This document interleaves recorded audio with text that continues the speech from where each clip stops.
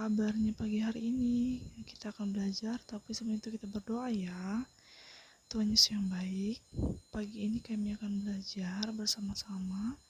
Kiranya Tuhan menolong kami untuk dapat mengerti, memahami apa yang akan kami pelajari pada pagi hari ini. Kami bersyukur dan berdoa dalam nama Tuhan Yesus.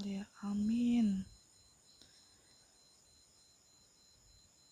Nah, anak-anak, pagi ini kita akan belajar tentang menolong dan mendoakan orang lain. Mari kita akan bersama-sama belajar. Sikap tolong-menolong merupakan salah satu sikap yang penting, sangat penting dalam kehidupan manusia. Mengapa anak-anak? Karena manusia merupakan makhluk sosial yang tidak dapat hidup sendiri. Sebagai makhluk sosial, kita membutuhkan orang lain di sekitar kita.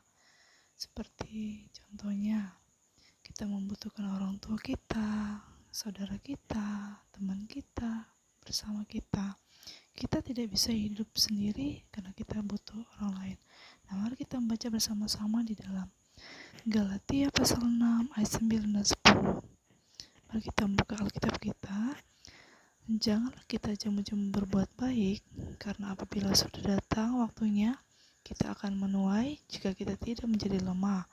Karena itu, selama masih ada kesempatan bagi kita, marilah kita berbuat baik kepada semua orang, tetapi terutama kepada kawan-kawan kita seiman. Nah, ayat Alkitab ini mengajarkan kepada kita supaya kita menjadi anak-anak yang selalu berbuat baik kepada semua orang, tanpa memandang suku, apapun juga. Suatu hari, Tuhan Yesus sedang berbincang-bincang dengan seorang Farisi. Lalu, Tuhan Yesus menceritakan sebuah perumpamaan. Suatu hari, ada seseorang yang sedang lewat di pinggir jalan. Tiba-tiba, ada perampok yang sedang memantau dari jauh. Perampok-perampok ini sedang melihat situasi dan kondisi, apakah mereka bisa merampok orang tersebut. Saat situasinya sudah aman, akhirnya mereka mencegat orang tersebut. Orang Israel tadi bukan cuma sekedar dicegat, tapi apa yang terjadi? Ia diperlakukan dengan tidak baik. Ia dipukuli, ia dilakukan dengan kasar. Bahkan, yang lebih parahnya lagi, semua barang-barangnya diambil oleh perampok-perampok tersebut. Selain itu, orang Israel itu pun ditinggal begitu saja di tengah jalan. Kasihan ya. Beberapa saat kemudian, ada seorang imam yang lewat di jalan tersebut. Imam tersebut melihat korban perampokan tadi yang tergeletak di tengah jalan. Tapi, bukannya menolong, imam tersebut malah pergi begitu saja. Wah, kasihan sekali orang ini. Imam pun tidak mau menolong. Beberapa saat kemudian, lewatlah seorang Lewi. Orang Lewi ini pun juga melihat korban perampokan tadi. Tapi apa yang terjadi ya? Ternyata orang Lewi pun pergi begitu saja. Dia tidak mau menolong korban perampokan yang baru saja terluka itu. Beberapa saat kemudian, tiba-tiba ada seorang Samaria yang lewat di jalan tersebut.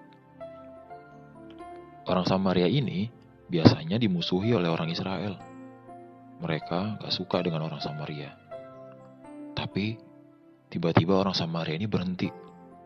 Bukan cuma sekedar berhenti loh. Apa yang terjadi ya? Ternyata orang Samaria tadi mengobati orang yang dirampok itu. Dia membalut semua luka-lukanya dan dia menolong orang Israel tersebut. Wah, hebat sekali orang Samaria ini. Selain itu, orang Samaria itu juga membawa orang tersebut ke sebuah penginapan. Di penginapan itulah orang Samaria tadi menaruh orang Israel yang terluka. Ia dirawat di sana, dibelikan makanan, minuman, dan obat-obatan.